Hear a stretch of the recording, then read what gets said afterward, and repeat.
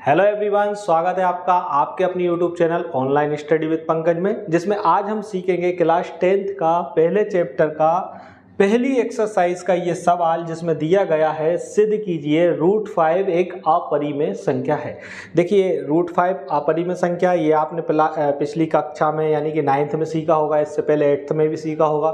जो under root वाली संख्या रहती है वह कौन सी रहती हैं? अपरिमेय संख्या कहलाती हैं।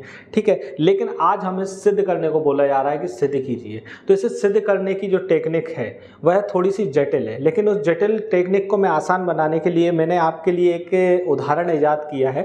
वह उदाहरण ये है कि देखिए, आपने कोर्ट की सुनवाई तो जरूर देखी होगी, नहीं देखी टीवीओ में तो जरूर देखी होगी, लाइव नहीं देखी है, साक्षात नहीं देखी होते, आपने टीवीओ में देखी है। टीवीओ में क्या होता है, या फिर जब कोर्ट की कार्रवाई चलती है तब क्या होता है, वकील जो है मुजरिम से सवाल पूछता है। मुजरिम से सवाल पूछता है, ये मान के पूछा जाता है, एक तरफ मुजरिम पक्ष का वकील रहता है जो उसे बेगुनाह साबित करने के लिए तैयार रहता है, और एक तरफ विपक्ष का रहता है जो उसे गुनहगार साबित करने वाला रहता है। लेकिन माना ये जाता है कि चलो ठीक है, तुम बेगुनाह हो, आप बेगुनाह हो, तो आप वहाँ क्या कर रहे थे? मौका वारदात पे अगर किसी व्यक्ति का मर्डर हुआ है तो आपके हाथ में जो भी हथियार था धारदार, वह कैसे था? आप उस पर खून कैसा लगा था? आपके फिंगरप्रिंट कैसे हैं? तो ऐसे कुछ उलझी हुई गुत्थियां रहती हैं, उनके द्वारा उसको मुजरिम करार दे दिया जाता है। राइट, तो इसी तरह से हम भी इसको सुलझा हुआ मान के इसको भी अपरिमेय सिद्ध कर देंगे। मान लेंगे इसको कि हाँ ठीक है, ये परिमेय है। अगर ये परिमेय है तो परिमेय संख्या की जो कसौटियां हैं उन पे इसे खरा उतरना होगा। अगर ये खरा नहीं उतरती तो ऑटोमेटिक सिद्ध हो जाएगी ये अपरिमेय है। तो इसे आप वकील विधि नाम भी दे सकते हैं कि ये वकील विधि है। वकील विधि में क्या है, इसको हमने चलो परिमेय मान लिया, तो हम इसमें लिखेंगे, माना, हल करते हैं, यहाँ पे हल लिखिएगा, हल करके माना, क्या मानेंगे आप? √5 जो है वो क्या है, एक परिमेय संख्या है। क्या मान लिया आपने? परिमेय संख्या है। अच्छा, परिमेय संख्या का स्वरूप क्या होता है? परिमेय संख्या है जो a/b ले लो या p/q ले लो, तो मैं a/b ले लेता हूं। a/b के रूप में है, a/b के रूप में है। राइट, जहां यहां पे लिखेंगे जहां b का मान 0 नहीं है, ये जरूर लिखना है, तभी परिमेय कहलाएगी ये। अगर b का मान 0 होगा तो वह परिमेय नहीं कहलाएगी, क्योंकि उसका आंसर क्या जाएगा? अनंत आ जाएगा, और अनंत कभी परिमेय संख्या नहीं होती। जहां b बराबर 0 है, 0 नहीं है, a और b सह अभाज्य संख्याएं हैं, सह अभाज्य पूर्णांक है। पूर्णांक लिख लीजिए या फिर संख्याएं लिख लीजिए, पूर्णांक है। अच्छा, ये जो टॉपिक है ना, ये जो शब्द दिया गया ना, से अभाज्य, यही सिद्ध करेगा इसको ये परिमेय है अथवा नहीं है। तो से अभाज्य शब्द, इसके बारे में आपको पता होना चाहिए। देखिए, से अभाज्य क्या होता है? से अभाज्य मतलब इससे ज्यादा भाज्य नहीं होगा। जैसे कि एक उदाहरण लेते हैं हम, 2/4, 2/4 और एक संख्या मैंने ली 1/2। समझिएगा, इसको हम काट सकते हैं, 2 से 2 एकम 2, 2 दूनी 4। इसको काट सकते हो क्या? नहीं काट सकते। तो इसका जो छोटा रूप है 2/4 का छोटा रूप क्या है? 1/2। राइट, तो 1/2 से ज्यादा और इसको काटा नहीं जा सकता, मतलब कि इसमें 2 कॉमन था। यहाँ पे 2 का गुणा कर सकते हैं आप। राइट, 2 कॉमन था जो हमने काट दिया है, दोनों में 2 इंक्लूड था। तो अगर छोटे से छोटा रूप है तो उसे हम क्या बोलते हैं? से अभाज्य संख्या। अभाज्य मतलब इसका और ज्यादा हम भाग नहीं दे सकते। ये दोनों संख्याएं कौन सी हैं? से अभाज्य, मतलब छोटा से छोटा रूप हमने लिया है। राइट, तो a और b हमारी क्या है? से अभाज्य। देखिए, ये समझा इसलिए रहा हूं क्योंकि इसी सवाल पे पूरी फिल्म उलझी हुई है।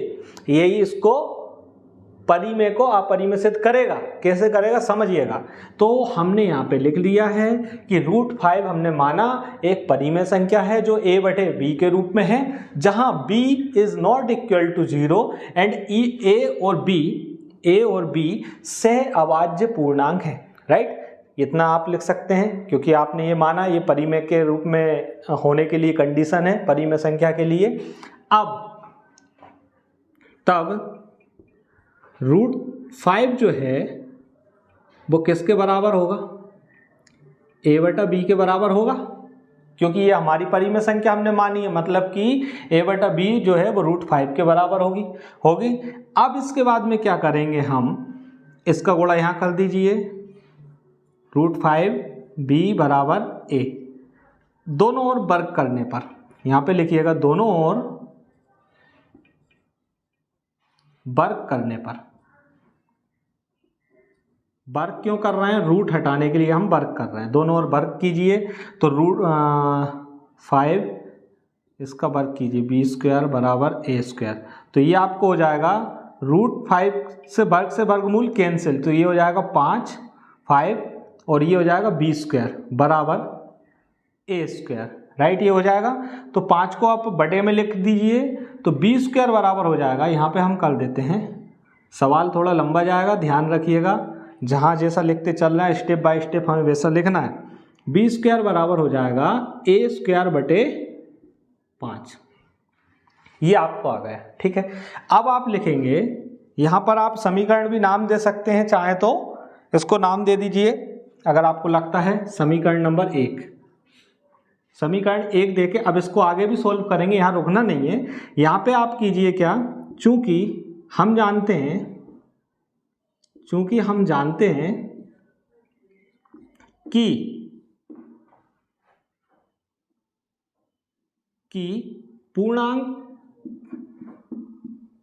पूर्णांक या आप संख्या लिख सकते हैं, पूर्णांक p² यदि a से विभाज्य, a की जगह a b c अपन इसमें ले रहे हैं तो और कोई अंक ले लीजिए, q से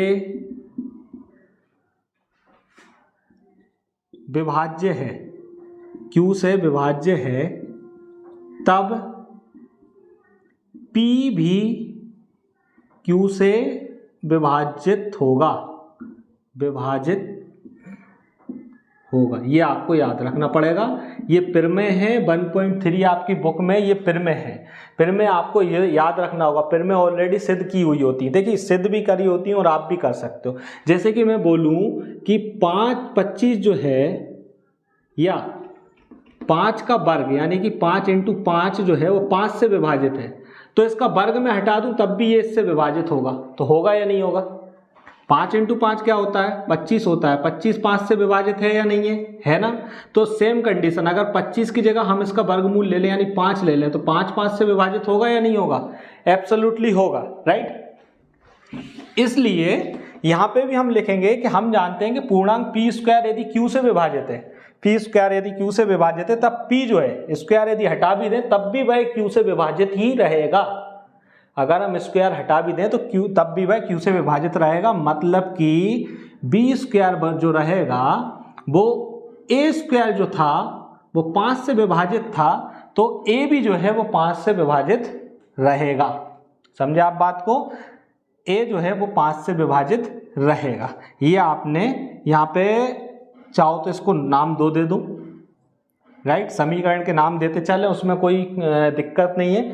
अब आप इसको ऐसा भी लिख सकते हो, जब ये हमारा क्या है पूर्णांक, किसी पूर्णांक में कोई अन्य पूर्णांक का भाग देते हैं तब एक नया पूर्णांक प्राप्त होता है। इसके अकॉर्डिंग क्या हो जाएगा, b² बराबर हो जाएगा, सॉरी a/5 बराबर जो है परिणाम क्या हो जाएंगे, माना c है, माना परिणाम c प्राप्त होता है, माना परिणाम क्या प्राप्त होता है, कोष्टक करके लिखेंगे आप। a में जब हम 5 का भाग देते हैं तो माना हमें परिणाम जो है वह c पूर्णांक प्राप्त होता है, c नामक पूर्णांक हमें क्या हो गया, प्राप्त हो गया। तब a की भी जो वैल्यू है वो a की वैल्यू हो जाएगी 5c, a की वैल्यू क्या हो जाएगी 5c। a का मान आप रखिए समीकरण नंबर 1 में। क्यों रख रहे हैं, रखते चलिए, मैं इसका कारण बिल्कुल लीगल बताने वाला हूं आपको। a का मान समीकरण नंबर 1 में रखिएगा, समीकरण नंबर 1 में रखने पर, राइट, रखिएगा b² जो है वो बराबर हो जाएगा ए स्क्वायर बटे 5 दिया, तो ए की जगह हम रखेंगे 5c का होल स्क्वायर बटे 5, राइट। तो इसको कीजिए हल, जब इसको सोल्व करेंगे तो ये हो जाएगा बी स्क्वायर बराबर 5 का वर्ग 25, सी का वर्ग सी स्क्वायर बटे 5, पचम 25, 5 एकम 5, पचम 25, बटे में 5 लिखिए, बी स्क्वायर बटे 5 बराबर सी स्क्वायर। ये आपका आ चुका है, ठीक है। तो यहाँ पे फिर आप लिखेंगे कौन सी, ये चूंकि हम जानते हैं, यहाँ पे आप फिर से लिखेंगे चूंकि हम जानते हैं, क्या जानते हैं आप, चूंकि हम जानते हैं पूर्णांक पी स्क्वायर यदि क्यू से विभाज्य है तब पी भी क्यू से विभाजित होगा। मतलब बी स्क्वायर यदि 5 से विभाजित है तो वह बी भी 5 से विभाज्य होगा, ये सी स्क्वायर आया, राइट। तो यहाँ पे आपने कौन सा दिया था, समीकरण 2 दे दिया था, यहाँ पे दे दीजिए समीकरण 3, समीकरण 3 दे दिया आपने। अब आप लिख सकते हैं चूंकि समीकरण 2 व 3 से 2 एवं 3 से क्या हो गया, ए 5 से विभाजित है और बी भी 5 से विभाजित है। ए और बी जो हैं वो दोनों के दोनों किससे विभाजित हैं, 5 से विभाजित है। मतलब इनमें एक 5 जो है वो कॉमन है, 5 क्या दिया हुआ है, भाग में कॉमन दिया है। मतलब कि ये जो है हमने माना था से अभाज्य हैं, लेकिन ये क्या निकले, से भाज्य निकले।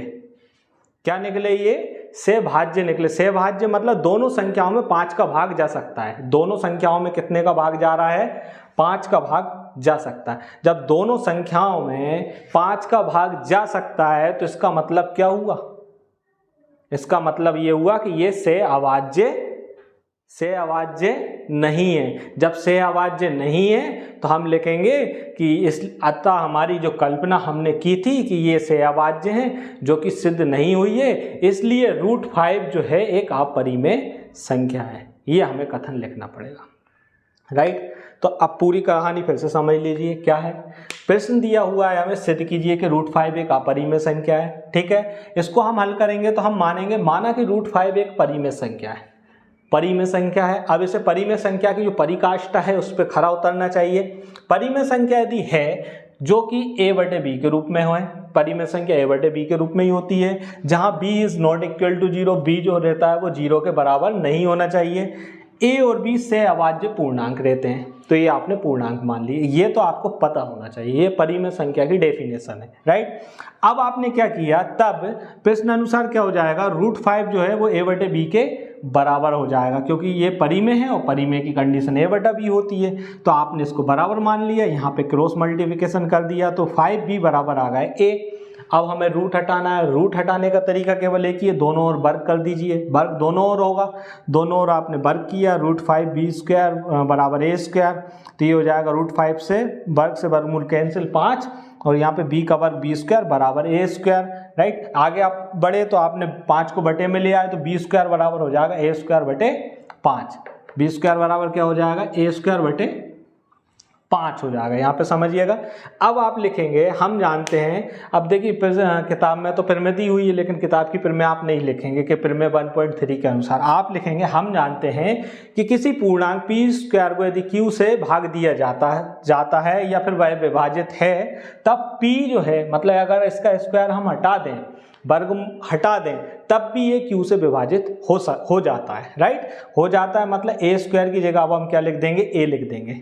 यहाँ p स्क्वायर q से विभाज्य है, मतलब यहाँ a स्क्वायर 5 से विभाज्य है, तो यहाँ पे a जो है वो 5 से विभाजित होगा, क्योंकि स्क्वायर हमने हटा दिया, तो a जो है वो बटा 5 लिख दिया।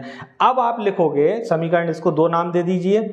a बटे 5 जब हम भाग दे रहे हैं, माना हमें परिणाम c प्राप्त होता है, माना परिणाम, क्योंकि देखिए किसी ना 25 में 5 का भाग दीजिए, 5 प्राप्त होगा ना, एक नई संख्या प्राप्त होती है, सेम कंडीशन। 5a में हम 5 का भाग देंगे, माना हमें c प्राप्त होता है, जब c प्राप्त होता है तो a की वैल्यू कितनी हो जाएगी, 5c, a की वैल्यू कितनी हो जाएगी, 5c। तो a का मान उठा के हम किस में रख देंगे, समीकरण नंबर 1 में रख देंगे। समीकरण 1 हमारा कहाँ गया, ये है समीकरण नंबर 1। तो a का मान आप समीकरण नंबर 1 में इसमें रखिएगा। जब आपने 1 में रखा तो 5c स्क्वायर बटे 5, 5 का वर्ग 25, सी का वर्ग सी स्क्वायर बटे 5, 5 से 5 कैंसिल, 5 बार गया तो ये हो जाएगा 5c स्क्वायर, तो ये 5 को बटे में ले आइए, b स्क्वायर बटे 5 बराबर c स्क्वायर। तो अब आप लिखेंगे पुनः, चूंकि हम जानते हैं कि किसी पूर्णांक p स्क्वायर को यदि q से विभाज्य है तब p जो है q को p भी q से विभाजित होगा। ये कंडीशन आपने फिर से लिखी, जब फिर से लिखी तो स्क्वायर स्क्वायर हट जाएगा, मतलब ये हो जाएगा b बटा 5 बराबर सी स्क्वायर। ये आपने लिख दिया। इसके भी कुछ ना कुछ अलग परिणाम आएंगे, सी स्क्वायर को अपन हटा देंगे तो जैसा कि इसका परिणाम आया था a बटे 5 का c, इसका आप ले सकते हो b बटा 5 का सी स्क्वायर हटा दो, इसका परिणाम मान लो d आया। इसका परिणाम क्या आया? d आया। कुछ भी परिणाम आ सकता है, सी स्क्वायर भी आ सकता है, परिणाम d भी आ सकता है। आपने एक कॉन्स्टेंट ले लिया, जो आपको लेना वो लिख दीजिए। हमारा मुद्दा जो था वो ये था कि b में 5 का भाग है और a में 5 का भाग है, ये हमें लाना था। हमें क्या लाना था? a में 5 का भाग है और b में 5 का भाग है। अगर दोनों संख्याओं में किसी एक कॉमन संख्या का भाग है, मतलब ये सहभाज्य संख्या हुई। कौन सी संख्या हुई? सहभाज्य। और हमने माना क्या था? सहअभाज्य, जिसमें कोई भी गुणांक नहीं था, वो केवल फाइनल रूप था संख्या का। तो अब हम लिखेंगे समीकरण, ये हमारा 2 5 से विभाजित है a, और समीकरण नंबर 3 जो कि b जो है वो 5 से विभाजित है। समीकरण 1 और 2 से क्या लिखेंगे आप? समीकरण लिख लीजिए, अपनी नोटबुक में लिख लीजिए चाहो तो। समीकरण 1 और 2 से a और b दोनों संख्याएं 5 उभयनिष्ठ से, इनमें उभयनिष्ठ क्या है? 5 है, 5 उभयनिष्ठ से भाज्य हैं, अर्थात a और b सहभाज्य संख्याएं। a और b क्या है? सहभाज्य संख्या, अभाज्य नहीं, सहभाज्य संख्याएं। चूंकि हमारी कल्पना के अनुसार a और b सहअभाज्य पूर्णांक यानी पूर्णांक संख्याएं होना चाहिए था, जो कि नहीं है, इसलिए √5 जो है वह एक अपरिमेय संख्या होगी, क्योंकि ये परिमेय संख्या की पराकाष्ठा पे खरी नहीं उतरती है। राइट? तो ये सवाल थोड़ा सा लेंदी है, समझने में आपको दिक्कत हो सकती है, लेकिन कठिन बिल्कुल भी नहीं है। आप इसको एक बार 2 बार ट्राई करेंगे, आपको ये आ जाएगा। ज़्यादा ही है तो आप 2 से 3 बार वीडियो को वॉच कीजिए, आपको बिल्कुल बहुत ही आसानी से समझने आने वाला है। देखिए, इससे सिंपल कोई भी तरीका नहीं हो सकता था। जो आसान से आसान विधि थी, सरल से सरल तरीका था, वह मैंने ईजाद किया आपके लिए और उसी से समझाने की प्रैक्टिस भी की है, और मुझे उम्मीद भी है कि आपको समझ में आया होगा। बस ये है कि आप मुद्दा पकड़ लीजिए, आप कोई सी भी अपरिमेय संख्या को इस तरह से सिद्ध कर सकते हैं। मैंने आपको पहले ही बताया था, सहअभाज्य, ये शब्द याद रखिएगा। सहअभाज्य को हम सहभाज्य में कन्वर्ट कर देंगे तो हमारी पूरा जो कल्पना है वो गलत सिद्ध हो जाएगी। जब गलत सिद्ध हो जाएगी तो √5 ऑटोमेटिक अपरिमेय सिद्ध हो जाएगा। राइट? तो इस तरह से हम आगे के और भी सवाल, उदाहरण के कुछ सवाल जैसे कि √3, √2 ये अपरिमेय है, ये आपको सिद्ध करने को आ सकता है, तो आप उनको भी सिद्ध कर पाएंगे। राइट? तो वीडियो कैसी लगी? अगर वीडियो आपको पसंद आई है, वीडियो को लाइक कीजिए, अपने दोस्तों के साथ शेयर कीजिए, और चैनल पे यदि नए आए हुए हैं तो चैनल को सब्सक्राइब जरूर कीजिए, साथ में बेल आइकन को प्रेस कीजिए ताकि आपको मेरी सारी नोटिफिकेशन मिलती रहें। वीडियो को अंत तक देखने के लिए आप सभी लोगों का बहुत बहुत धन्यवाद।